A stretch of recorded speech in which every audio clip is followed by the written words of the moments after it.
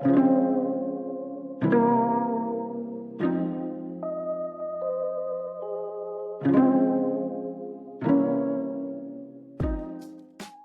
to the Brown Owl Love Podcast, Rooftop Conversations. This is your host, Felix.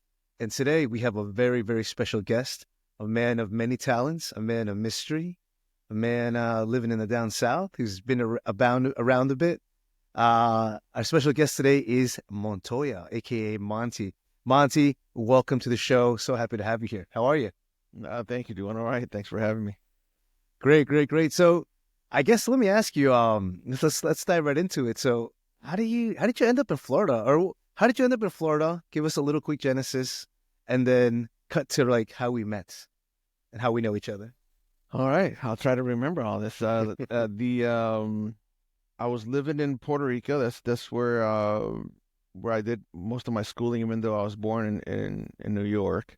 And my parents were born in New York. But at some point we ended up over there. I did some schooling over there, but by the time I was, I think, late 17 or 18 years old, decided to be on my own and moved to Florida. So that was kind of like a spur of the moment thing, and just took my stuff and about $300 and moved to Florida. Lived with a couple of strangers, and the rest is history. I've been here ever since. It's been an interesting journey so far.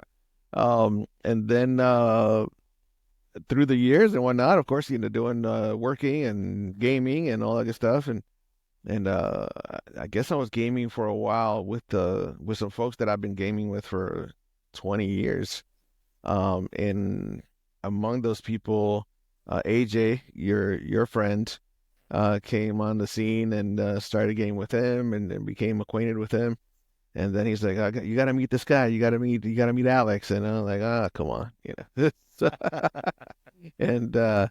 and yeah, I guess that's how we ended up meeting. And all of a sudden we've been at it for a little while, man. It's been pretty cool joining up with you and your friends as well. It's pretty interesting how the whole thing has grown into this little family. It's pretty cool. And I think it's so interesting because we met, I think, really, do we want to say, was it before COVID or during COVID? What It had to be before COVID. It was definitely, okay. Yeah, I think it was definitely before COVID. Right. So before COVID, and then just like the madness of COVID hit, which I think, and correct me if I'm wrong, like, kind of made people be home, right? We were home a little bit more now. Remote work was a little bit more common, at least for me. And I was like, you know what? I can't socialize as much anymore. Let me play a little bit more. So interestingly enough, like playing Call of Duty, playing these games was like my outlet. I was able to, surpass a little bit of everyone's misery of like, I can't go out, I can't socialize. So it was great to like have just you and a bunch of guys, just connect, and play. So I thought that was pretty cool. Yeah, I mean, it's interesting. I think that we're still kind of seeing the effects of that whole, isolation time in COVID from folks in general. I think it probably led to a lot of the you're seeing from people still today. But it was nice to be able to, like you said, to still reach out and have some friends, and we could just be on there for hours and having a good time, because we didn't know what was going on in the world or how it was going to end. So that was definitely a cool outlet with the right people, kind of taking those frustrations and turning it into something at least entertaining for a while. So yeah, I'm with you on that completely. Were there any takeaways for you? You think that living through that time period of chaos and madness, especially in Florida too, which was interesting. From COVID, you mean? Yeah.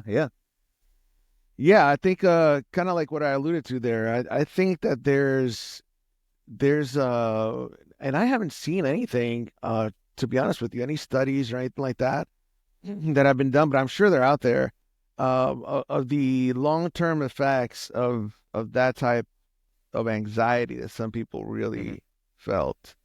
To be honest, for me, it wasn't like that, but I've been working remotely for like 12 years or more.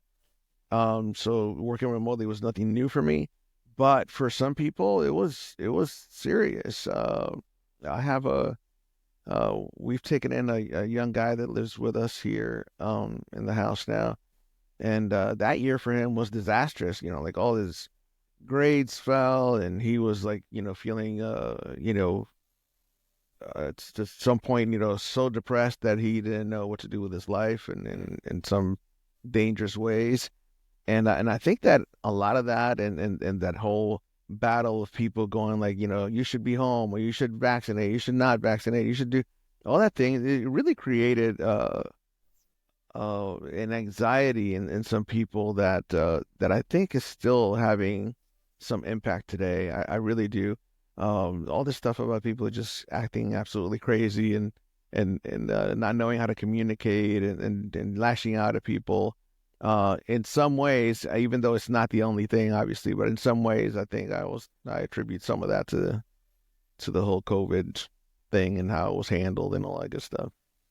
Yeah, it's interesting you say that because I agree 100%. Like I think we haven't talked enough about like that aftermath that people are going through, that we attribute it to something else. But I feel like that we definitely, someone needs, like, these guys need to get their notebooks out and start looking back at like what are the connections of that? Because I feel like, yeah, and in that time of isolation, I could even say, like, for example, my wife, she she really suffered from, that isolation.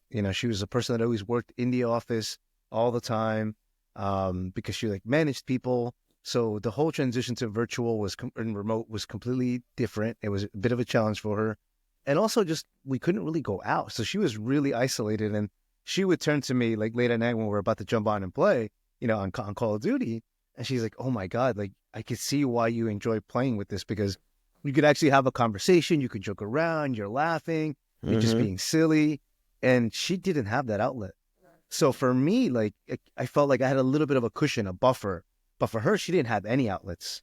Yeah. Yeah, that's very telling. I think that how do you quantify it, right? Right. How do you say this was attributed to the COVID part of this, and how much is attributed to the political climate? Mm. Because that was already had been going on for a few years before we even got to the COVID situation. But I think that COVID definitely exacerbated some of those underlying themes that we had been seeing for a few years, right? Um, uh, at that point. So I think that yeah, it'd be very, very difficult to quantify it, right? There's no way to do those tests under lab conditions or anything like Yeah. that and saying, okay, this is going to be the right test. Um, but I certainly believe that talking to a number of people would easily reveal that some of them really have not felt quite the same since that Mm. happened. As a matter of fact, I was reading an article on monkeypox, which is the latest, right? There's a monkeypox Mm. outbreak, Yeah. and how some people are really kind of feeling like panicky about what that could mean for the rest of the world, even though it's still, I want to say somewhat contained to a regional outbreak. But the mere fact that that is out there and is being mentioned is having some people, right, creating some angst of like, what is that gonna mean for the rest of us? Are we gonna have a bunch of deaths associated with it, or what's gonna happen? So I think it's still out there. I think some people are surprised by their own reactions to the possibility of some other outbreak like that. And I did see that headline in the news about like the another epidemic potentially at any point, right? It could happen, right? We don't know. It's already happened once. History, unfortunately, sometimes repeats itself. I would say to that, like, I hope that we've learned our lessons a little bit, or at least we've taken something from that suffering and misery and that period of chaos. So, um, Yeah, that's a really nice thought. Man, it's so many of us have not learned much from it, but I can only hope, right? I like the positive thought mm. behind that. One can only hope that reality will be such. And let me ask you, because I think like the big one of the big things we've been talking about, and we haven't dived into it yet, is gaming, right? I feel like culturally speaking, just pop culturally speaking out there, gaming for guys is, something we've done, we've interacted with it probably growing up in our youth, been introduced to it in some way. And even I think it's had sometimes like a negative connotation, right? Like growing up, oh, too much gaming is bad for you, or too much of this, whatever. And now, like, I think having experienced that chaotic period, gamed myself as an adult, gotten back into it a little bit. I find it like it it doesn't really detract. I guess it matters on the type of person and all these things. But I think that I guess I just want to get your take on, and also even for like some of the folks that are dating, like some women are like, oh, he games out, forget it. I don't even want him. There's like some weird connotation about it, and I guess tell me a little bit how you got into gaming and what it means to you, and when like obviously you enjoy doing it. It's a hobby. Tell me a little bit about that. Well, that's interesting. Yeah. Wow, I've been gaming ever since gaming has existed for the most What's the part. first system or first game, It, if you recall? literally, when you see those videos of Pong, Yeah, yeah, yeah. with the little sticks going across, Hmm. and people playing, it had like multiple versions. You could play tennis, you could Hmm. play table tennis, or you could play squash. Right? Like it was basically the same game. Like three different iterations of the same game. I think the paddle was slightly smaller in some of them, and you would hear that, tick, doo, doo, Yeah, yeah. that like that. That was. I went to a cousin's house. I remember it like it was today. And he was always into like tech and gear and stuff like that. Much older than I was. He was an adult, obviously, and I was just a kid. And he's like, "Gotta see this. This is amazing, or whatever." And I sat in front of that thing for hours, and my mom was just like, "Ah, you gotta, pull you away from that and whatnot." Um, Fast forward way too many years. I've always been engaged into some kind of gaming. For me, it's a way to just keep my brain active. I always feel like I have to be doing something, Mm. so even in my quiet times, it's just a way to keep my brain busy doing stuff.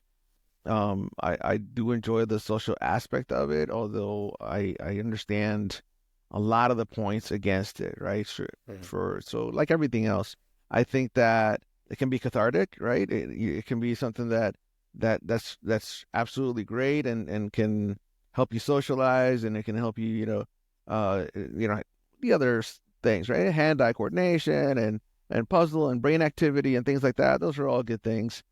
I think that like everything else, some people take it to the extreme, right? Hmm. If you, yeah, I have kids, and if my kid, that's all he ever thinks about. He doesn't think about anything else or anybody else. Hmm. He wants to get up at 4 o'clock in the afternoon. He wants to go play until 3 in the morning, and then he wants to do that on repeat, and that's not living either. So I can understand how some people would see that and go like, oh, if you're a gamer and your experience has been that somebody does not know how to prioritize their life, right? And say, okay, this is the time where I can just drop the game and it's not that important, right? I can just say I'm going to lose 3 points or 10,000 or whatever. They're all made up numbers anyway. To spend time with my wife or a loved one or, my family and whatnot. If you know how to handle that, if you know how to create that kind of balance, then there's absolutely nothing wrong with it. It's way better to me than hanging out at the bar and getting Hmm. drunk and Yeah. and whatnot, and so many other vices and things that you could do that would be absolutely horrible. So entertaining yourself and talking to some friends and whatnot, and releasing some of those tensions and talking about those topics and current, I think that's absolutely not only good, I think it's necessary in some ways. And you hit it right on the head because like for me that's what it was. I think as someone that played a little bit, my first system was like Nintendo, right? And I played you're blowing on on the hard disk, Shit. when it's not working, when it That cartridge in crashes, there. the cartridge, yeah, right. So I'm playing Mario. I got the little gun, the duck game, the hunting duck game. That was like and then I played that, and then I think I got PlayStation One. I got PlayStation One for a bit with the CD. Did it for a little bit, and then just forgot, stopped playing for a good couple years. Um, and then I think I ended up getting like a PlayStation 3 at some point, but really didn't play too much either. And then really got connected with you guys. Once I think Mike brought me in, and once we were playing soccer, and he's like, "Hey, we got to call a bunch of Call of Duty guys that play too." Then I started playing Call of Duty with them. He introduced me Really? to his group of circle, his friends and family. And then I just started playing with them, and then AJ introduced us, and then we all got together. I love bringing people together in a room, either to expand their connections or just see the awkwardness. So That's your thing. I just love bringing people together, and That's it's fun. it's a social experiment.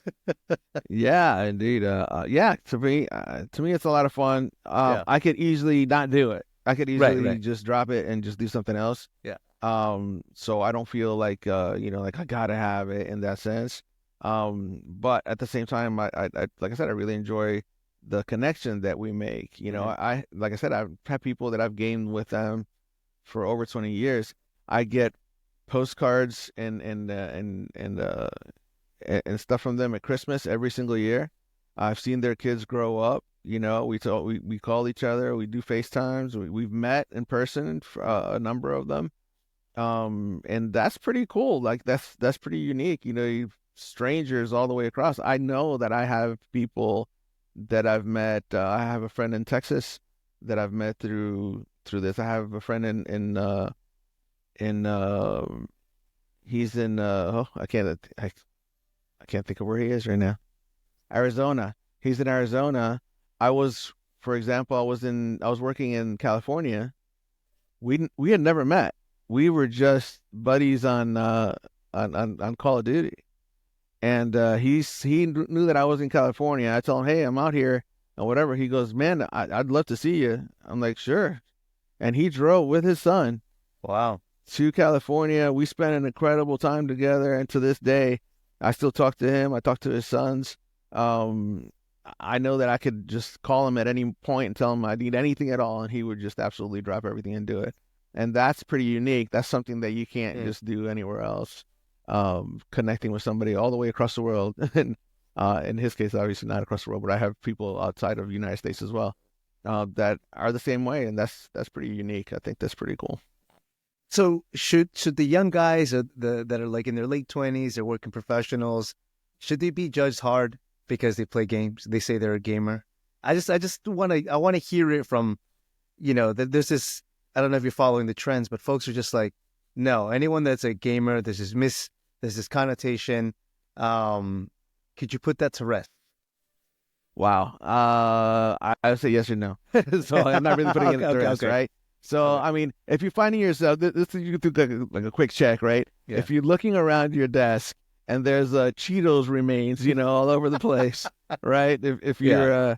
If you haven't really talked to or seen your family members or friends, in days Hmm. or whatnot, if you can't be bothered to drop the control or whatever, then you need to evaluate your life. But that's true For of just anything. about anything else, Right, right, right? right. Yeah, Yeah. absolutely anything else. And some people are that way with sports, right? And I gotta Mm. watch the game, and I don't talk to me while I'm watching the game, and I can't miss it. Or it's the same thing if you're doing football or if you're doing gaming or whatever the case might be.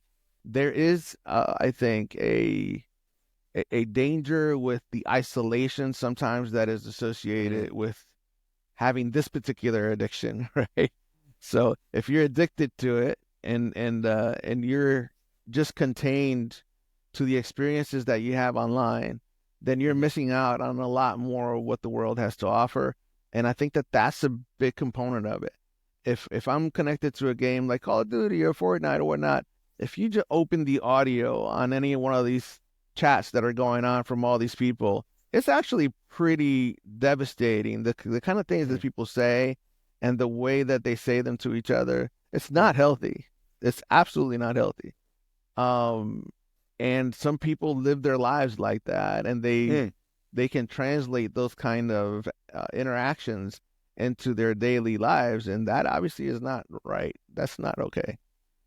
So as in with everything else in life, that we've heard a million times, right? Anything in excess is probably not good for you. I think that there's value in like we've discussed, but there's also great value in turning it off and going outside, right? Hmm. And learning how to talk to a girl. I saw a stat recently. They said there's some study of kids. I think it was adults 18 to 25. I think was the range. I'll have to come back to you on the real stat there. I'm paraphrasing a little bit, but they were talking about them and dating and whatnot. And 45% of the people that were interviewed had never done an in-face interaction with a woman. Wow. That's scary. Well, All they knew about dating was online, right, right? right, Through an right, app. They had right. never interacted with somebody and just interrupting somebody and going like, hey, how you doing? This is not, can I buy you a drink or whatever the case? All those things that seem natural to some of us, for those folks, it's completely foreign, and that's crazy. That's pretty telling of what would happen going forward, right? Because even after you make the connection on the app or whatever the case might be, then you still have to go through with the rest of that, right? You have to go through with the interactions and the problems and the diplomacy and all that other stuff that makes a relationship work. So anyway. And I'll say one last thing on this, and I think you touched on another great topic we can go to. And what you alluded to is the subculture of gaming, right? There's like this toxic, incel, sexist, you name it, basically anything that's like derogatory or negative. There's a culture that kind of thrives in this space, which I think, like you said, if you don't have your shit together or you don't know your own values and you're young and growing up, you could easily, I guess, kind of be sucked into these things, right? And you start kind of, it becomes your persona a little bit, and you don't want, and then that starts treading into the real world. Then that's where it's like problematic. That's what you don't want, and you start living in this like pseudo world of that, and that's where it becomes incredibly unhealthy. Which is like, I think a lot of the youth, sometimes they just live in that space and element. Absolutely, some of the worst and most creative insults I have ever heard came from like 8-year-olds, and I'm like, what are you doing on the computer? First of all. Right, playing this game. Yeah. This absolutely horrible, the stuff that they say, and it covers the gamut, right? It's the complete gamut from misogyny, to racism, to sexism, anything that you want to pin to it, they probably say it. And the younger kids that are the worst at it. Yeah. Absolutely insane. And I've even told my young kid, right? He's not so young anymore. He's 19 now. I've told him, I said, you got to be careful the way that you talk to people, because where I come from, if you say something like that IRL, right, you're gonna get your ass smacked. It's gonna happen. You're gonna lose some teeth.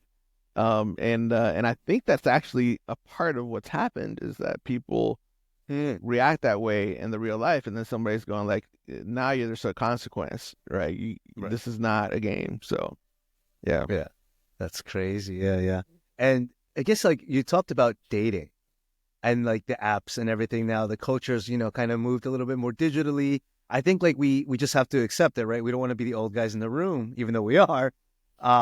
Those days of Speak for yourself. young at heart.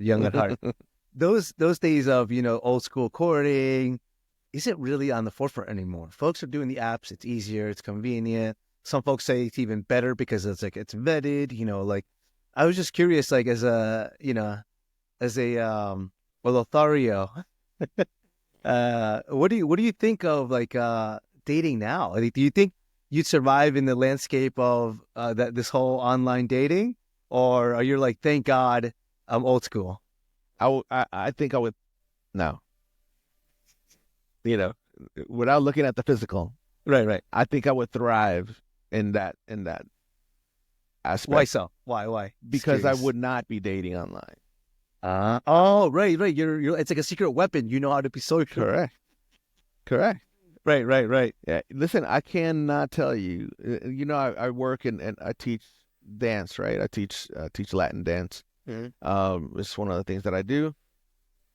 That's like a nighttime hobby job thing. But I've been doing that for 20-something years. I cannot tell you how many times people look at you weird just from you extending your hand to say hello, nice to meet you. The reaction is, it's absolutely crazy how some people are taken aback by something like that. They're taken aback by you saying, how you doing? How's your day? How's your week going?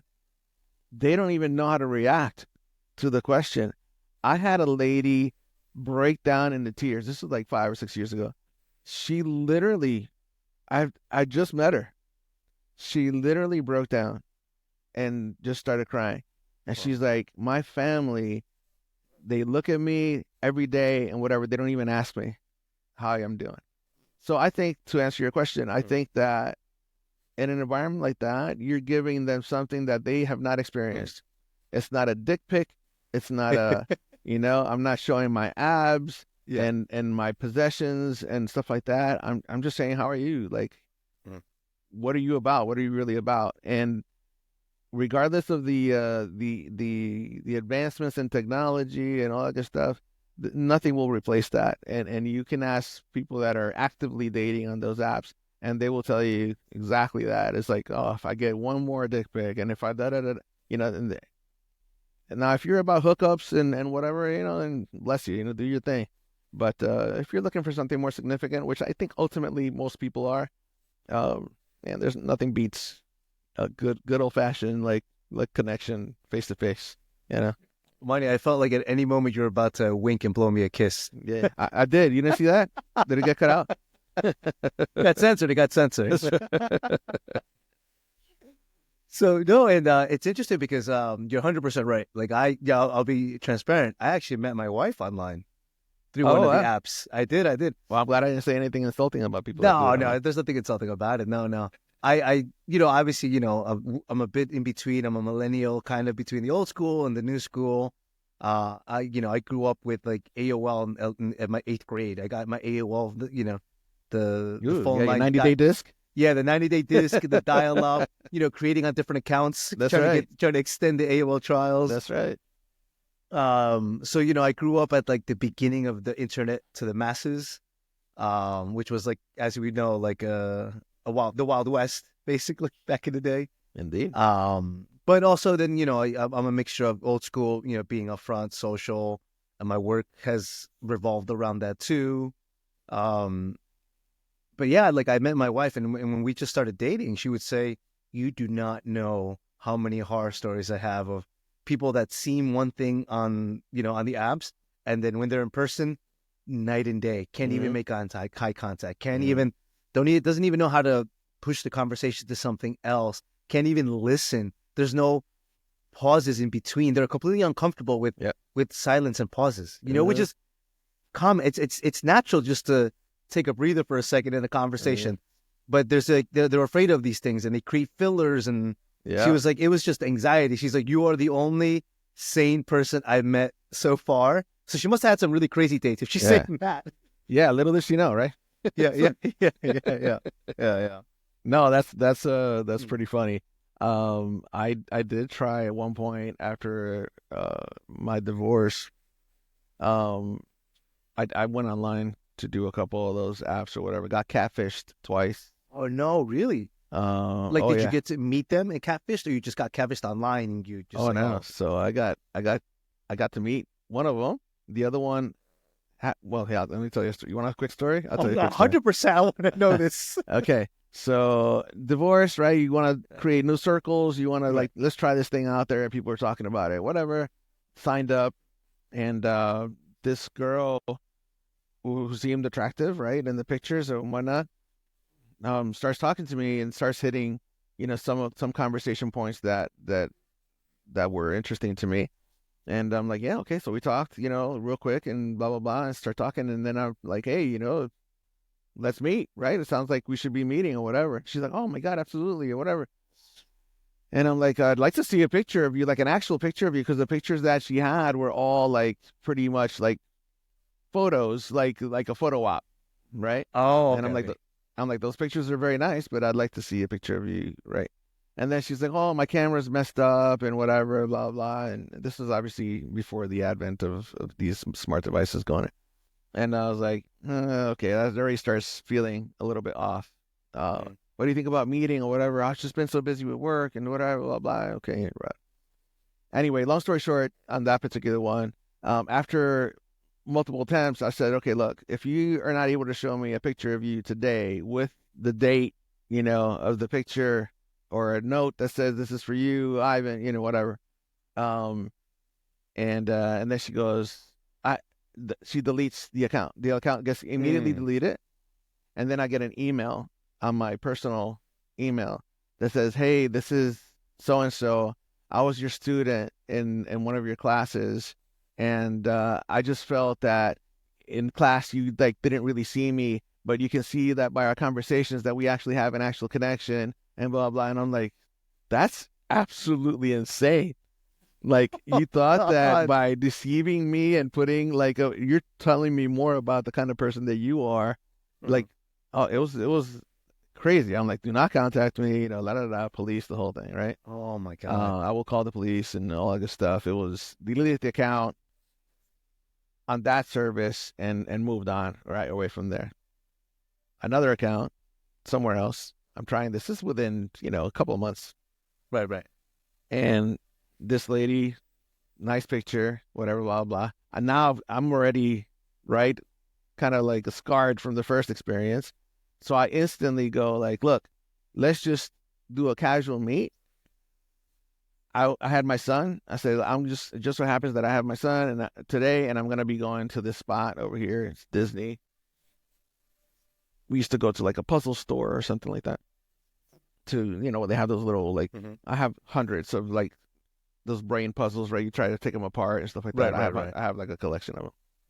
I'm going to go there. Oh, okay. I'll meet you there. Sounds good. I'm over there with my son or whatever, and I hear my name, and I look over there, and some lady's calling me, and I'm like, "Can I help you?" And she's like, "I'm so and so." I'm like, "No, you're not." Like, you're really not.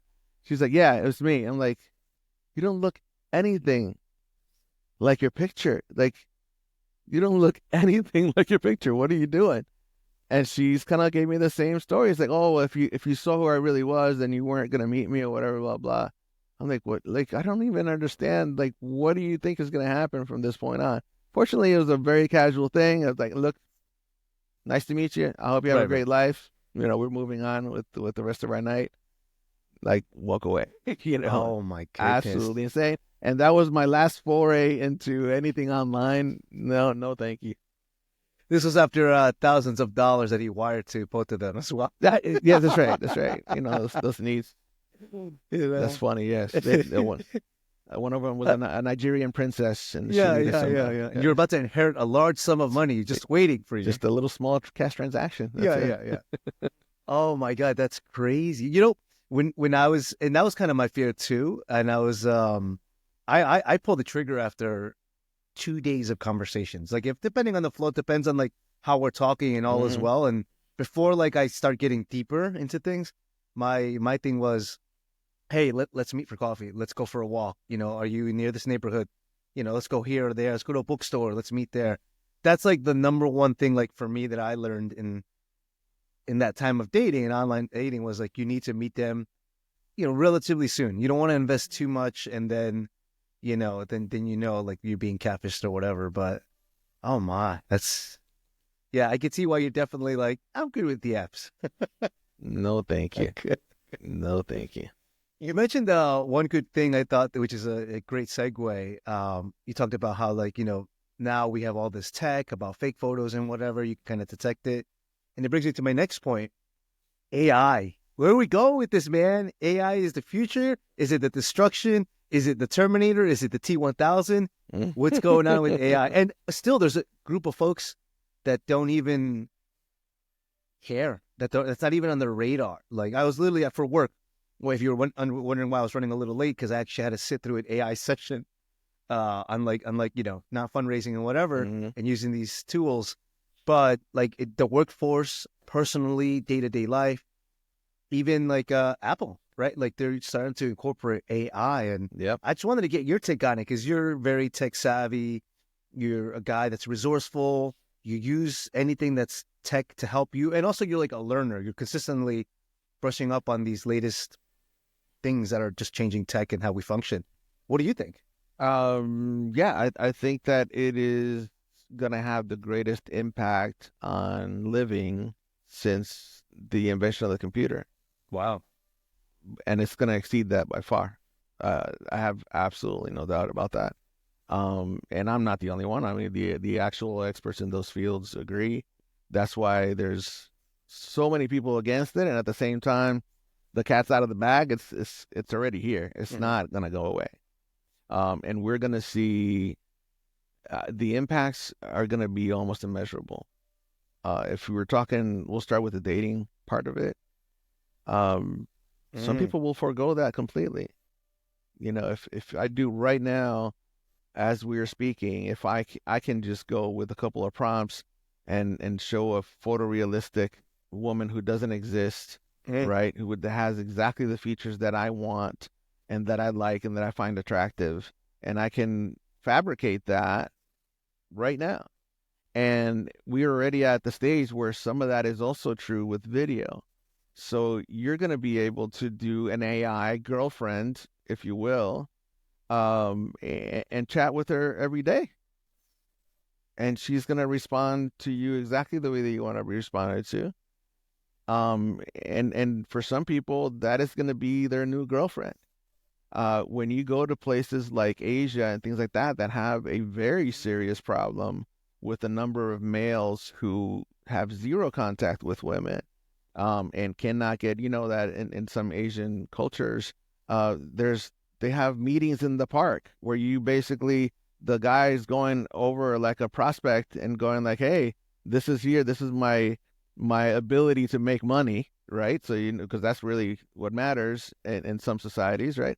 This is, I can be a provider because I have this kind of job or whatever. And they're literally like walking around the market hoping to find a suitor, because it is so difficult to do. And I'm not saying that it's not difficult in the States, but they have a real crisis in some of these countries. And in those countries, it is very prevalent for them to have, like, for example, in Japan, they have cuddle bars. Oh, really? You didn't know this? No, I didn't know about cuddle bars. Yes. Tell me about this subculture of cuddle bars now. In Japan, you can walk by and there will be the girls dressed in their cosplay outfits and stuff like that, very much like something you would see in some anime, right? And you can go in, you can pay, and you're not paying for sex. You're paying for them to literally lay down and you basically spoon. Wow. Until your time is up. They're paying for this level of intimacy, I guess. Yes. Right? Wow. Without like the full sex, obviously, but yes. Wow. They're very popular. Wow. So imagine these guys are so lacking, right? That type of connection that they're willing to pay for something like just cuddling with a complete stranger. That looks like Sailor Moon, right? Like it's I could already see like the crazy drawback of that, because like if that becomes a commodity, right? You can go out and just buy it. Why would I want to actually invest in something like that realistically, right? Exactly. I could just put it in my budget for the month, Correct. Put in my weekly cuddle, like that's crazy that how that can change one's psychology and also change the culture, which is correct. Wow. So if we circle back to our initial part about people having trouble connecting with others, because a relationship is an investment in many, many ways, that has all of its positive things and all of its drawbacks. And you're eliminating the drawbacks. Yeah. Right? You're eliminating all the drawbacks, and then you're fabricating this AI world that is a complete fantasy. But it suits you absolutely great because it's filling most of your needs with the exception of sex, right? But some are going to argue that, sex robots are a thing. They already exist, particularly in that culture, is very popular. And they're going to get more and more advanced. So some of those crazy movies that we've heard about and stuff like that, they're a reality. And it's just going to continue to go into that aspect. So on the dating side, AI is going to destroy some of the fabric of society. Yeah.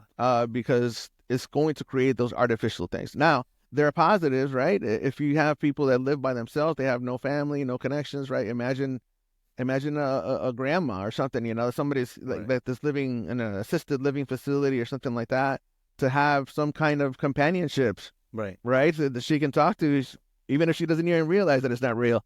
Right. But that could have some value, right? Because they're not just waiting for a nurse to come by and walk them for 10 minutes outside. So maybe that's going to be something very positive that comes out of that. Right. Well, even health and medicine, right? Like you mentioned, like it could help stave off dementia and all these things, because loneliness is like triggers or exasperates like all these kind of absolutely mental declines that happens to folks. Yeah. I mean, people that suffer from agoraphobia, right? And things like that, you'll be able to like, maybe that can be some form of treatment, right? Where there's just interacting with other people, or anxiety and panic attacks and things like that. All those things are possible, and they're probably already being created. Or as we're talking about, if somebody listens to this, they might say, hey, that's a good idea. And they might start they might start doing something like that. If you suffer from anxiety or whatever, you have an anxiety buddy, right? An AI that's kind of watching what's going on with you, and you start hyperventilating or whatever, and it starts telling you the things that you need to hear to help you get past an episode like that. That's extremely valuable, very possible. And along with all those positives, there's going to be a ton of negative stuff, right? That's going to happen. And that's just in the daily, right, within daily. Now, from the workforce, we've talked about this. I wholeheartedly believe that easily hundreds of thousands, if not millions, are going to lose jobs. Easily. Why? This is a really good point, because a lot of people are the big pushback, the big like, oh, I don't want AI. It's going to take jobs away. It's going to do this and that. Kind of the same thing with like that. We hear this same rhetoric, right? About, oh, green energy is going to take jobs, whatever. Tell me why? Why do you think that? I'm just curious, because a lot of folks are curious and they don't know why it's going to take jobs. It's going to replace a lot of things that we thought were just like, oh, I'm a specialist in this particular area. AI is going to do it better, and it's going to do it faster. It's already doing it. So Cheaper, for an example, we've talked about this as well, web developers, right? I've done web development for many, many, many, many years. I've been fortunate enough to charge thousands of dollars for the work that I've done, because it's very time consuming. It takes a very special set of skills in multiple different areas in order to do that job, from beginning to end, right? That is no longer the case. I can go to an AI prompter right now and say, I need a website. It has to be 6 pages. I'm a construction company. I deal with outside work and carpentry and finishing and things like that. And I want you to create me a full website, and it will ask me like 8 to 10 questions. I'll pick some pictures, and within 5 or 10 minutes, I will have an incredible, very useful website that not only has all of the formatting and pictures and whatnot, it will also create and generate the text that is friendly for search engine optimization, and it's already doing all that work for me. That has already eliminated so many people that would normally do that job. Even if you're a full stack developer, which I am, it means that the SEO specialist stuff not needed anymore.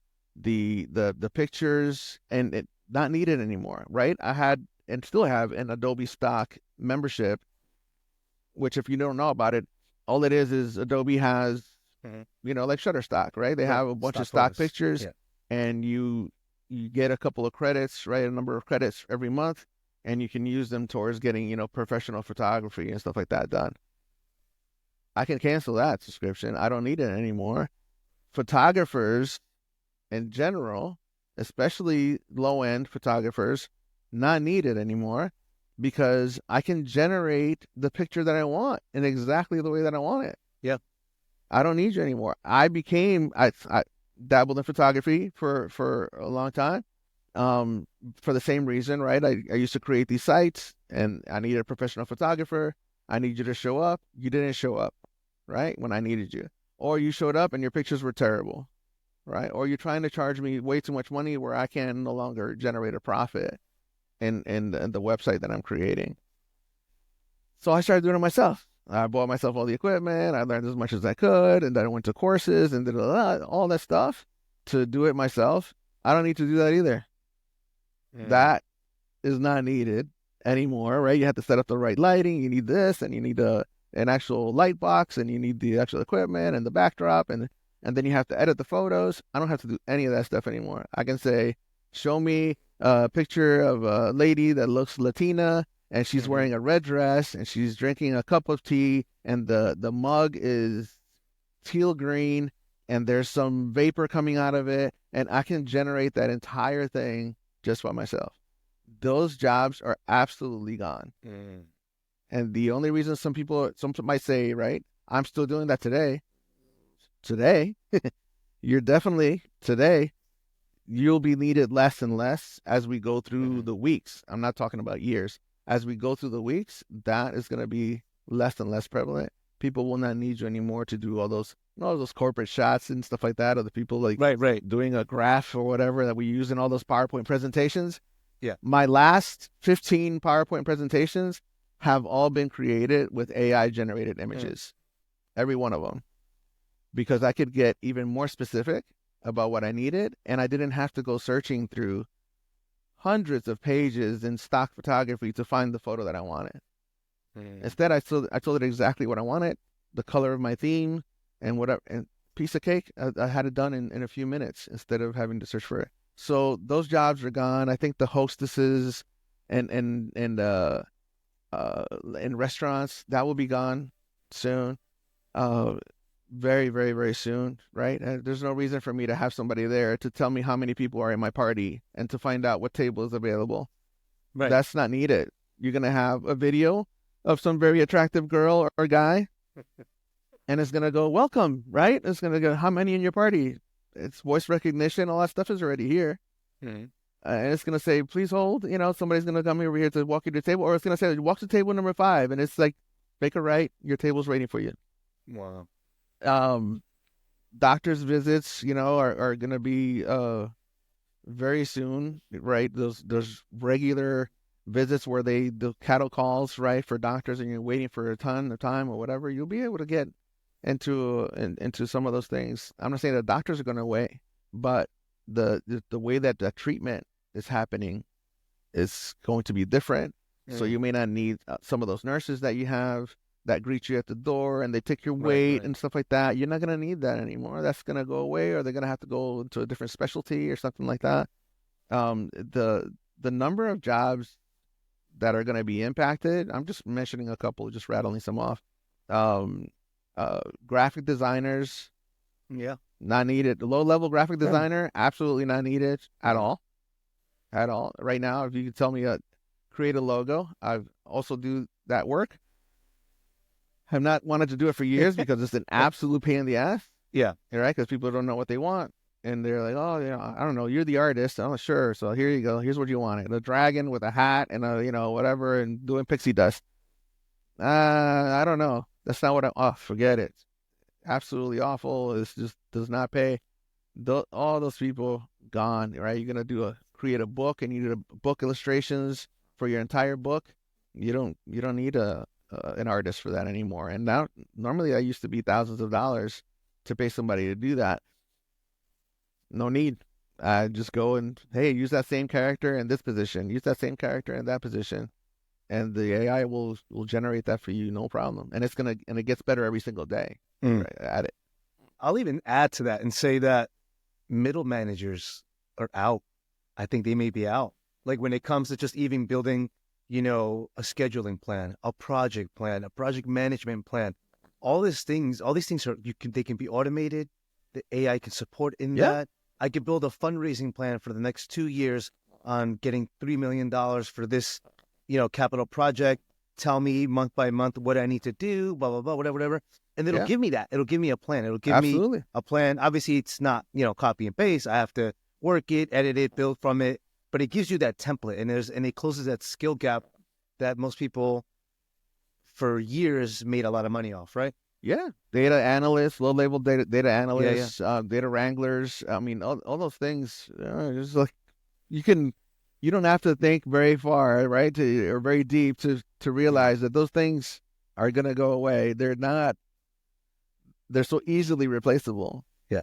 So is the takeaway then for folks that, are getting this wake-up call, right? Okay, AI is coming. It's going to change the world. Do I embrace it, right, and learn to work with it? Or do I prepare for it? Like, what would you tell somebody that's 50 years old, right? And they own a business, right? And, what do you tell them embrace it, right? Either embrace it or get left behind by other competitors, or what's the route for them to go? I'm just curious. I mean, honestly, you have to pivot in one direction or another. There's no question about it. If you are in the service industry, you're going to do just fine. Right? Those things are not going to go away. Those tires will need to get changed. Your mechanic, he's not going anywhere. That's not going to be replaced by AI, right? Things like that, they're not going to be replaced. Even your food delivery guy. Yeah. Right? They might be, right, to some degree, right? They're doing some drone stuff now. They're doing some automated deliveries and stuff like that. So that's questionable. But you want to be in an industry that requires a human Mm. if you want to survive. If you don't want to be, or you want to be somehow right in the at the front end of incorporating some of those new techniques and new technologies into your current business if you wanted to survive. Mm. Um, again, if you're in a restaurant, you're gonna be fine, right? You're gonna have to Right, cook right. food. The food AI is not gonna do anything for you food wise, right? Not yet, but it could eventually, right? If with enough people studying their taste buds, you can go into an argument about that. But really, somebody wants to go in, they want steak and potatoes. Somebody's gonna have to make it, Yeah. right? It's gonna have to happen, Well, or and that's why like a lot of these blue collar jobs now are getting like a revival. Do you see yeah. that? There's electricians, plumbers, these Mm-hmm. construction guys that are doing very, very well Mm. They're not compared to going like, anywhere. yeah. Those Yeah. are the meat and potatoes, I guess Yeah. you could say, of like the industry. Good segue. Yeah, yeah. Yeah, the absolutely. I think that's not going anywhere. There's definitely a resurgence in that. Some people are talking about new AI jobs like prompt engineers and things like that. Hmm. I think that's BS, Yeah, honestly. A prompt engineer might be useful for the next year or two. And yeah, then after that, it won't be necessary either because the AI is getting smarter at understanding what you're asking it to do. So, because it's in its infancy in some ways still, you need somebody to phrase it just correctly so that the AI knows right. exactly what you want, right? I want to manipulate those phrases and whatnot to get the result that I need. But that's going to go away very quickly. The contextual capabilities of AI are absolutely astounding, and they're getting better and better. And that's what's available to us mere humans, right? For a fact that governments and military Right. have something that is 10 years ahead That's easily of where crazy we too, are right? today. We're not Yeah, thinking about that. We just think what basic level of AI is available to the public versus what like supercomputers right of now, course. are doing. Yes, Mm. quantum computing is a reality already. Some companies are like Amazon, for example, already have quantum computers. So imagine the power of AI in a quantum computing environment, and really just have to spend a day just really realizing how deep quantum computing really can take you, and then try to apply that times Mm. whatever number when you're talking about an AI involved in having the power of quantum computing behind it. It's really almost hard to imagine.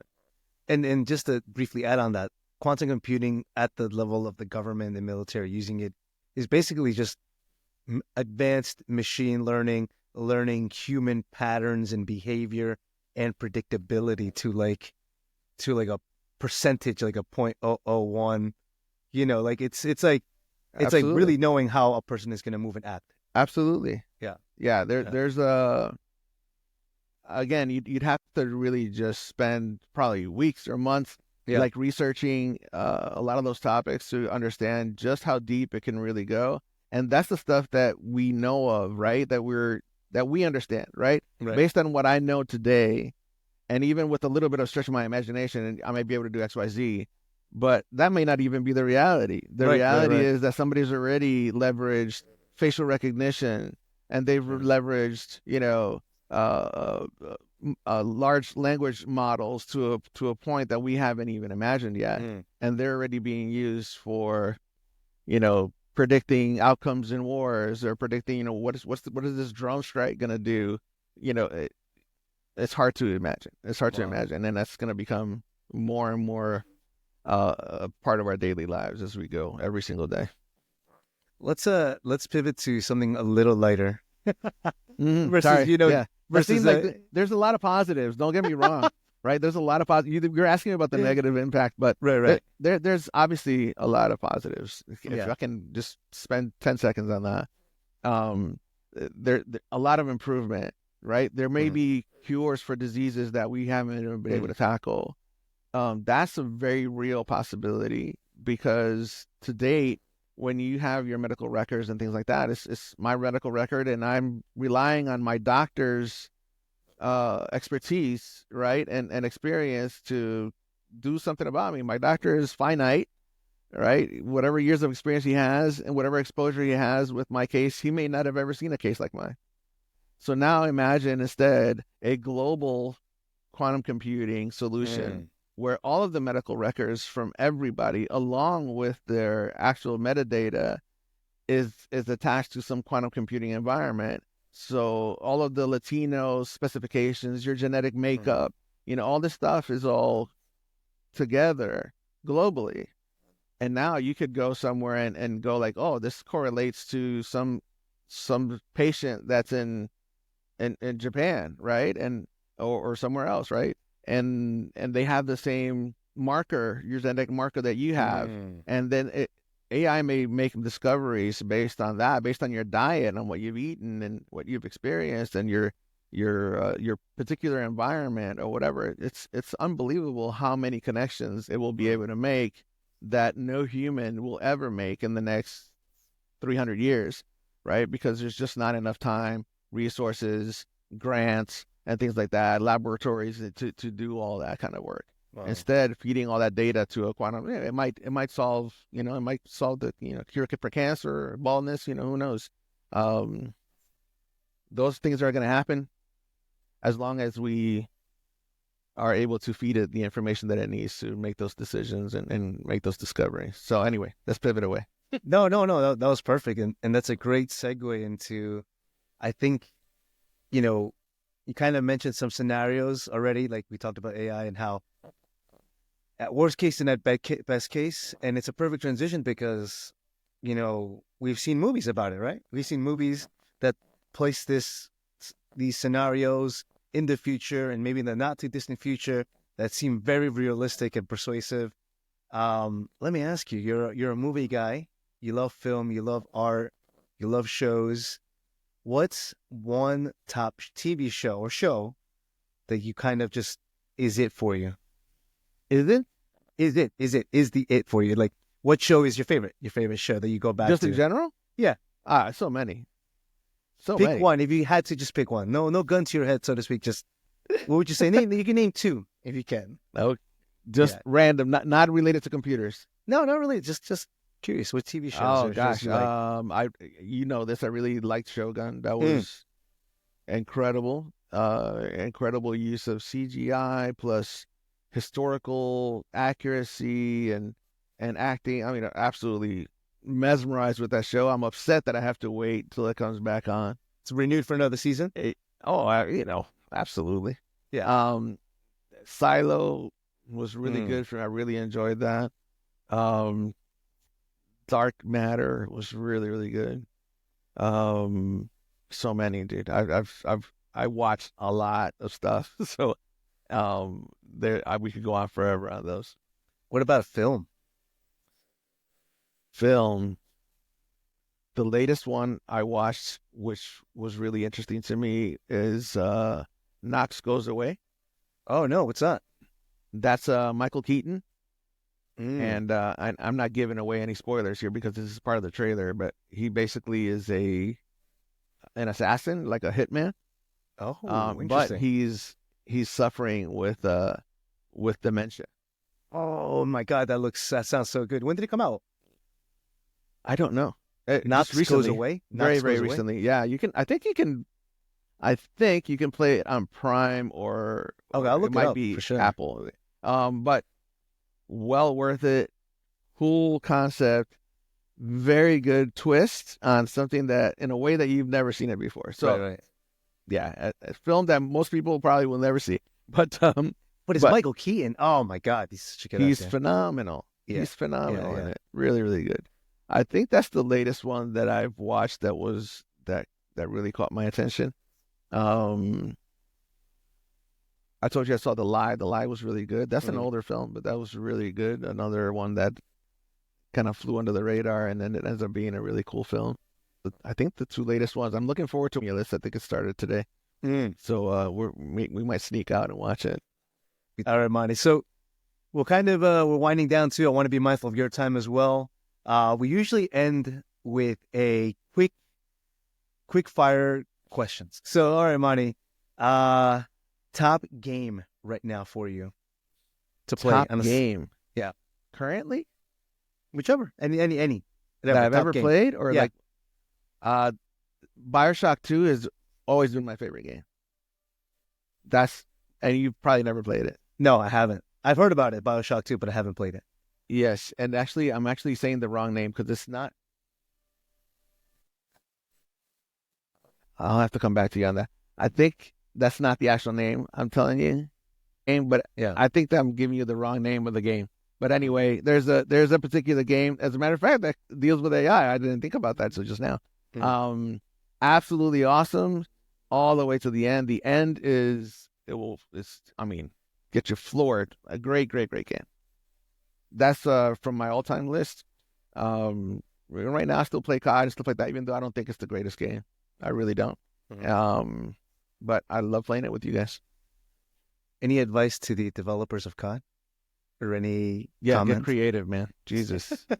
Okay. Give me some creativity. The whole thing about, their level of creativity right now is how much can I get you to pay for, A a new skin. character with, Yeah. exactly. It's going to be a bunny rabbit with, come on. Like, there's got to be more than that, right? I feel like I've been playing the same game, right, with Yeah. very few modifications in the past few years. So the next question, what is the best place you visited?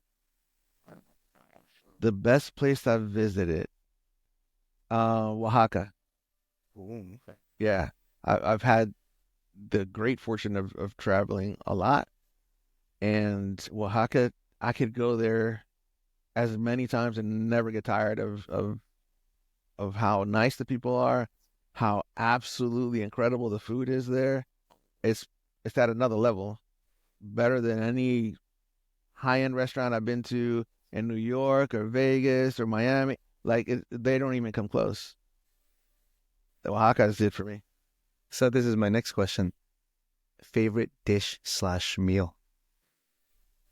I mean, pizza is just it's just one of those things that if it's your thing when you were a kid, that will Mhm. forever be your thing, right? Some people think I get cinnamon that. toast Yeah. crunch is the best thing ever. For me, we grew up very, very poor, Mm. so getting pizza was a once in a few months event, right? And because we didn't have the resources, so when it was pizza time, holy cow, dude! Like what? And I think that just remains to this day. It's just one of those things, I can that would be my last meal for sure. Song that's on repeat. Not even, not. I am super eclectic when it comes to music. I love all different kinds of music, and my wife says that I'm a constant jukebox. Any topic that we've talked about today, I've probably thought about a song that relates to it. So I don't have a particular song on repeat ever. I'm always just going back to other things. Best memory. Best memory. Well, um, it would have to be my son being born, and my wife threw a party for me last year for my birthday. It was epic. So those are probably one or two of my best ones. Favorite curse word? Favorite curse word. God damn it. Very on brand. I love it. don't curse a lot, but Yeah. as you know, right? I'm not a big curse guy. Yeah. But that one, I just find it kind of funny, believe it or not. I'm a big fan of what's this Philadelphia song? What is it? Sunny in Philadelphia? Mm. You know what I'm talking about? The show, right? Yeah. Yeah. And It's always sunny, yeah. one of the characters says it a lot and just absolutely floors me every time she says it. Last thing. What's one thing that you'd like folks to remember you by? I Or hope I make an as? impact on somebody's life, you know? That would be the ultimate for me. I think that, life can be very fleeting. Obviously, it's very short. And man, it's terrible to think that we're just here and then you just die and nothing came of it, right? I'd like to think that somewhere along the way that I impacted somebody in a way that was positive, and they can carry that forward. Monty, I want to thank you so much for making the time to be on the Brown Olive Rooftop Conversations. You're an incredible guest, a talented man, a good father. husband. Stay tuned, subscribe, and follow us on YouTube and on Instagram.